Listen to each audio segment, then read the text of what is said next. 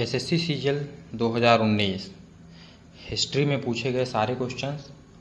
इसमें 3 वीडियो हो चुके हैं और ये चौथा वीडियो जो कि लास्ट वीडियो होगा। और इस वीडियो के बाद एसएससी सीजीएल 2019 में पूछे गए सारे क्वेश्चंस कवर हो चुके होंगे विद एक्स्ट्रा फैक्ट। और इसके बाद स्टार्ट करेंगे ज्योग्राफी। 2019 में पूछे गए ज्योग्राफी के सारे क्वेश्चंस। तो चलिए स्टार्ट करते हैं हिस्ट्री का वीडियो 4 जो कि लास्ट है और 4th पार्ट का पहला क्वेश्चन। निम्नलिखित मठों में से कौन सा मठ सिक्किम में स्थित है? तो रुमटेक मठ जो है ये सिक्किम में स्थित है। और रुमटेक मठ की बात करें तो ये एक बौद्ध मठ है जिसे बौद्ध विहार भी कहा जाता है।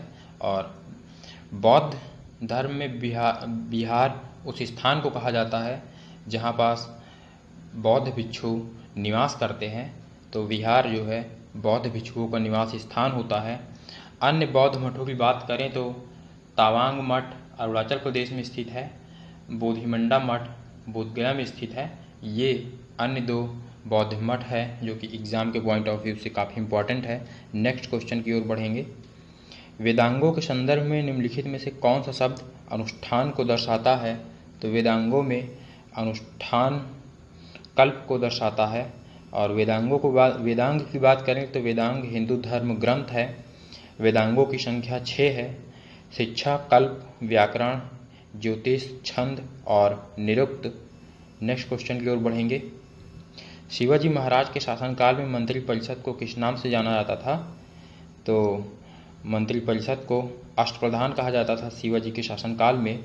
और शिवाजी की बात करें तो इनका जन्म 1627 ईस्वी में हुआ था। और ये मराठा साम्राज्य के संस्थापक थे। इनकी एक महत्वपूर्ण संधि हुई थी महाराजा जयसिंह के साथ जिसको पुरंदर की संधि कहते हैं, जो कि 1665 ईस्वी में हुई थी। नेक्स्ट क्वेश्चन की ओर बढ़ेंगे। निम्नलिखित में से कौन आंध्र केसरी के नाम से जाना जाता है? तो टी प्रकाशम जो कि आंध्र प्रदेश के मुख्यमंत्री रहे हैं, इनको इनफैक्ट फर्स्ट मुख्यमंत्री रहे हैं आंध्र प्रदेश के, इनको टी प्रकाशम के नाम से जाना जाता है। नेक्स्ट क्वेश्चन देखते हैं।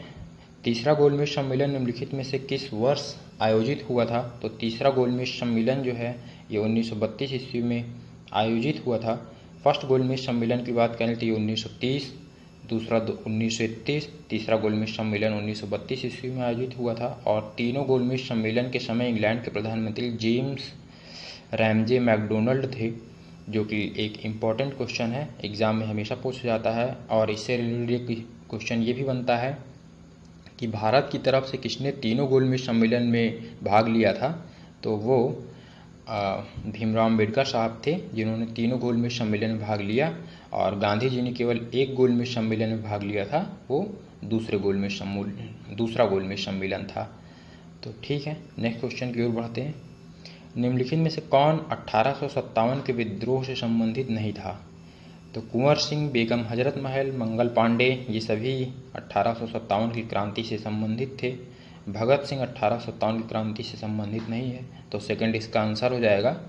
और कुंवर सिंह की बात करें तो 1857 की क्रांति में इन्होंने बिहार के जगदीशपुर से लीड किया था, वहाँ की कमान संभाली थी। और बेगम हजरत महल ने लखनऊ से लीड किया था। और मंगल पांडे का संबंध 34वीं बंगाल नेटिव इन्फेंट्री से है। नेक्स्ट क्वेश्चन देखते हैं। राणा सांगा के नेतृत्व में राजपूत सेनाओं और बाबर के बीच खानवा की लड़ाई किस वर्ष हुई थी? तो राणा सांगा और बाबर के बीच खानवा की लड़ाई 1527 ईस्वी में हुई थी। और बाबर की बात करें तो बाबर का पूरा नाम जहरुद्दीन बाबर था। बाबर भारत में मुगल वंश का संस्थापक था, जो कि 1526 ईस्वी में हुई। बाबर ने मुगल वंश की स्थापना 1526 ईस्वी में इब्राहिम लोदी को हरा कर किया था। और इसके बाद बाबर ने लगातार 4 लड़ाइयाँ लड़ी, जो कि इस प्रकार हैं। प्रथम युद्ध 1526 बाबर इब्राहिम लोदी, दूसरा 1527 खानवा का युद्ध बाबर और राणा सांगा के बीच में, चंदेरी का युद्ध 1528 बाबर और मेदिनी राय के बीच में, घाघरा का युद्ध 1529 बाबर और अफगान के बीच में, तो बाबर की कहानी जो कि एग्ज़ाम के पॉइंट ऑफ व्यू से है, इसमें 4-5 क्वेश्चन ही बाबर से इम्पॉर्टेंट है।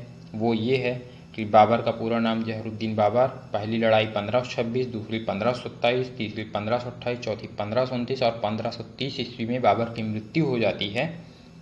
इस प्रकार से बाबर से रिलेटेड सारे फैक्ट्स यहाँ कवर कर लिए गए हैं। और इसके बाद 1530 ईस्वी में बाबर का पुत्र हुमायूं जो है मुग़ल साम्राज्य की गद्दी पर बैठता है। नेक्स्ट क्वेश्चन देखते हैं, स्वराज पार्टी की स्थापना किसने की थी? तो स्वराज पार्टी की स्थापना मोतीलाल नेहरू और चित्तरंजन दास ने की थी 1923 ईस्वी में। और इस पार्टी के अध्यक्ष चित्तरंजन दास और सचिव मोतीलाल नेहरू रहे थे। और बात करें कि इस पार्टी की स्थापना क्यों की गई थी, तो इसकी स्थापना भारत में संविधान निर्माण करने के लिए की गई थी। निम्नलिखित में से किस वर्ष को भारत के जनसांख्यिकी इतिहास में महान विभाजक वर्ष कहा जाता है? तो सन 1921 को महान विभाजक वर्ष कहा जाता है। ऐसा इसलिए कहा जाता है क्योंकि 1911 की जनगणना के बाद जब 1921 ईस्वी में जनगणना हुई तो उस समय भारत की जनसंख्या कम हो गई थी। तो देखते हैं किस प्रकार से कम हुई थी। तो 1911 ईस्वी में भारत की जनसंख्या 25 करोड़ 20 लाख थी, जो कि 1921 ईस्वी में 25 करोड़ 13 लाख रह गई, जो कि घटी हुई है 7 लाख लगभग। तो इस प्रकार से इसको महान विभाजक वर्ष कहा जाता है क्योंकि इस जनगणना में जनसंख्या घट गई थी। और ये जनसंख्या क्यों घटी थी, इसके 2 मुख्य कारण हैं। और भी अन्य कारण है कि 2 मुख्य कारण ये था कि पहला विश्व युद्ध 1914 से 1918 ईस्वी तक हुआ, जिसमें कि भारत की सेना ने इंग्लैंड की तरफ से विश्व युद्ध में पार्टिसिपेट किया था, जिसमें काफ़ी सारी कैजुअल्टीज़ हुई। और दूसरा अन्य कारण था स्पेनिश वायरस, जो कि 1918 के समय में फैला एक फ्लू था, जिसमें कि लगभग 2 करोड़ से 5 करोड़ के बीच में लोग मरे थे। इस कारण से इन 2 कारणों की वजह से 1921 की जनसंख्या कम हुई थी। ये 2 मेन कारण थे, और भी अन्य कारण थे, लेकिन ये 2 मेन कारण थे। नेक्स्ट क्वेश्चन 10th क्वेश्चन देखते हैं। इसमें पूछा गया है कि फतेहाबाद ज़िले की स्थापना किसने की? फतेहाबाद ज़िला किसने बनाया था? तो फतेहाबाद ज़िला जो है फिरोज़ शाह तुगलक ने बनाया था। फिरोज़ शाह तुगलक ने अन्य कई ज़िले भी बनाए हैं। तो देखते हैं कि फिरोज़ शाह तुगलक ने किन किन ज़िलों का निर्माण किया है। तो इसने हरियाणा के हिसार को फिरोज़ शाह तुगलक ने बनाया, फिरोज़ाबाद दिल्ली का फिरोज़ शाह तुगलक ने बनाया, फतेहाबाद हरियाणा का फिरोज़ शाह तुगलक ने बनाया, जौनपुर उत्तर प्रदेश में फिरोज़ शाह तुगलक ने बनाया, और फिरोज़पुर पंजाब का फिरोज़ शाह तुगलक ने बनाया। तो फिरोज़ शाह तुगलक ने कुल कई सारे ज़िला बनाए। इसके अलावा फिरोज़ाबाद एक दिल्ली का और एक फिरोज़ाबाद यूपी का। तो ध्यान रखना है कि जो दिल्ली का फिरोज़ाबाद है उसे फिरोज़ शाह तुगलक ने बनाया था, लेकिन यूपी का जो फिरोज़ाबाद है इसको अकबर के समय में मनसबदार फिरोज़ शाह द्वारा 1566 ईस्वी में बनाया गया था। तो यूपी का फिरोज़ाबाद और दिल्ली का फिरोज़ाबाद ये दोनों अलग है, इस पे ध्यान रखना है। नेक्स्ट क्वेश्चन देखते हैं, आईन अकबरी पुस्तक के लेखक का नाम बताएं। तो आईन अकबरी पुस्तक के लेखक अब्दुल फजल थे। अब्दुल फजल अकबर के दरबार में 9 रत्नों में से एक थे। आईन अकबरी में अब्दुल फजल ने अकबर के साम्राज्य का विवरण दिया है, और फैज़ी अब्दुल फजल का बड़ा भाई था। फैज़ी अकबर के 9 रत्नों में से एक था। तो ये दोनों ही भाई फैज़ी और अब्दुल फजल ये दोनों ही अकबर के 9 रत्नों में थे। नेक्स्ट क्वेश्चन देखते हैं, लंदन में पहला गोलमेज सम्मेलन किस वर्ष आयोजित किया गया था? तो इससे पहले ऊपर क्वेश्चन में बताया जा चुका है गोलमेज सम्मेलन के बारे में। तो पहला गोलमेज सम्मेलन 1930, दूसरा 1931, तीसरा 1932 ईस्वी में। ठीक है। पुर्तगालियों ने गोवा को किस वर्ष अधिकृत किया था? तो पुर्तगालियों ने गोवा पर 1510 ईस्वी में अधिग्रहण किया था। आइए देखते हैं इसका थोड़ा सा इतिहास। पुर्तगाली 1505 ईस्वी में भारत आए, और पहला पुर्तगाली जो था, जो कि एक वायसराय बनकर आया था 1505 ईस्वी में, उसका नाम था फ्रांसिस्को द अल्मीडा। ये पुर्तगाली वायसराय बनकर आया। और इसके बाद 1509 ईस्वी में अल्फांसो द अल्बुकर्क भारत में पुर्तगाल का वायसराय बनकर आया। और 1510 ईस्वी में यूसुफ आदिल शाह से गोवा को जीत लिया था। किसने? अल्फांसो द अल्बुकर्क, जो कि 1509 ईस्वी में दूसरा पुर्तगाली वायसराय बनकर आया था। तो 1510 ईस्वी में गोवा का अधिग्रहण अल्फांसो द अल्बुकर्क ने किया था। और किससे किया था? बीजापुर के शासक यूसुफ आदिल शाह से।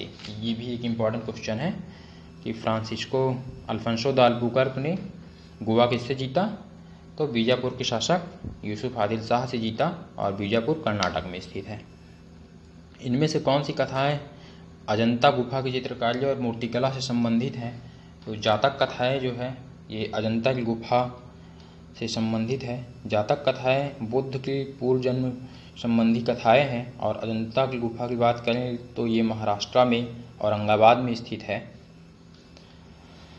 नेक्स्ट देखते हैं 1919 ईस्वी में निम्नलिखित में से कौन सी घटना नहीं हुई थी? तो 1919 ईस्वी भारतीय इतिहास में काफ़ी महत्वपूर्ण रहा था। इसमें कई सारी घटनाएं हुई थी।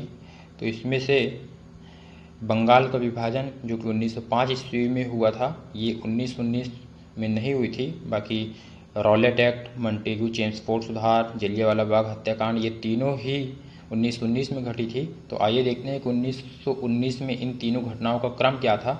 तो 19 मार्च 1919 को रॉलेट एक्ट पारित हुआ, जिसके अंतर्गत अंग्रेज़ों ने ये प्रोविज़न बनाया कि किसी भी व्यक्ति को बिना कारण बताए उसको गिरफ्तार किया जा सकता है।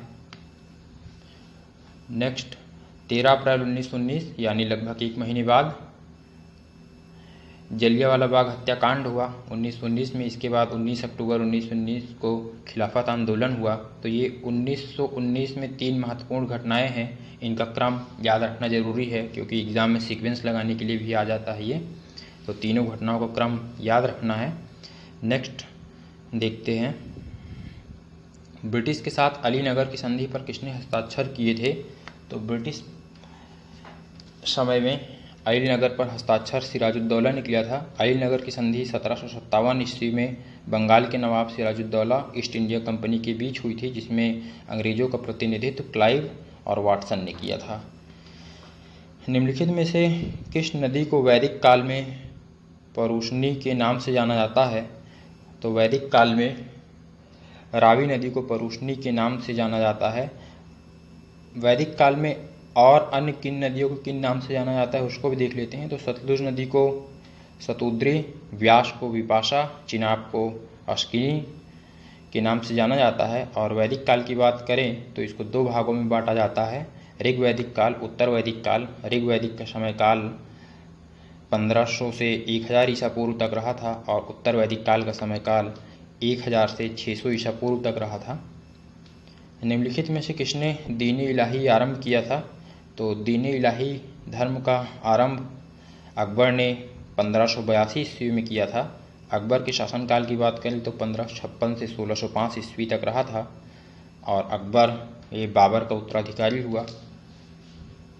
इसके बचपन का नाम जलाल था और इसका राज्याभिषेक कलानौर पंजाब में हुआ था। और अकबर का एक युद्ध जो कि काफ़ी इम्पोर्टेंट है, हल्दीघाटी का युद्ध अकबर और महाराणा प्रताप के बीच 1576 ईस्वी में हुआ था और अकबर ने दीन इलाही 1582 ईस्वी में बनाया। ठीक है। निम्नलिखित में से कौन सा स्मारक फ्रांसीसी युद्ध स्मारक आर्क डे ट्रायम्फ के समान है? तो गेटवे ऑफ इंडिया का स्मारक इंडिया गेट का स्मारक जो है आर्क डे ट्रायम्फ के समान है। तो इंडिया गेट के बारे में जान लेते हैं। इंडिया गेट नई दिल्ली में राजपथ पर स्थित है। इंडिया गेट का डिज़ाइन एडवर्ड लुटियंस ने तैयार किया था। Very important question. India Gate का डिज़ाइनर कौन है? Edward Lutyens. ये एग्जाम में बहुत बार पूछा गया क्वेश्चन है। इस स्मारक का निर्माण अंग्रेज शासकों द्वारा उन भारतीय सैनिकों की स्मृति में किया गया था जो ब्रिटिश सेना में भर्ती होकर प्रथम विश्व युद्ध और अफगान युद्धों में शहीद हुए थे। तो अंग्रेजों द्वारा भारतीय सैनिक जो थे उनके लिए इस स्मारक का यानी इंडिया गेट का निर्माण किया गया था। ठीक है। नेक्स्ट क्वेश्चन देखेंगे। निम्नलिखित में से कौन सा प्राचीन भारत में राजा द्वारा अपना पद स्थापित करने के लिए किया जाने वाला एक प्रकार का बलिदान नहीं था। तो मवैदवेलन जो एक बलिदान नहीं था, इसके अलावा वाजपेयी, अश्वमेध, राजसूय, ये सारे एक बलिदान थे जो कि राजा अपना पद स्थापित करने के लिए किया करता था। नवंबर 1915 में डैश को लाहौर में फरवरी 1915 के गदर षड्यंत्र में उसकी भूमिका के लिए फांसी दे दी गई। तो 1915 में गदर षड्यंत्र के लिए किसको फांसी दे दी गई थी? तो वो थे करतार सिंह सराभा, जिनको कि 1915 ईस्वी में फांसी दे दी गई थी। तो गदर पार्टी के बारे में थोड़ा सा जान लेते हैं, ये क्या है। गदर पार्टी का जन्म अमेरिका के सैन फ्रांसिस्को में 1913 ईस्वी में लाला हरदयाल के नेतृत्व में अंग्रेजी साम्राज्य को जड़ से उखाड़ फेंकने के उद्देश्य से हुआ था। तो ये जो गदर पार्टी 1913 ईस्वी में बनी थी और लाला हरदयाल के नेतृत्व में बनी थी। और इस गदर पार्टी के अध्यक्ष की बात करें तो सरदार सोहन सिंह भकना इसके अध्यक्ष थे, लाला हरदयाल मंत्री थे, पंडित काशीराम मदरोली कोषाध्यक्ष थे। गदर पार्टी ने एक पत्र भी निकाला था जिसका नाम था हिंदुस्तान गदर, जिसमें ब्रिटिश हुकूमत के खुला विरोध किया गया था।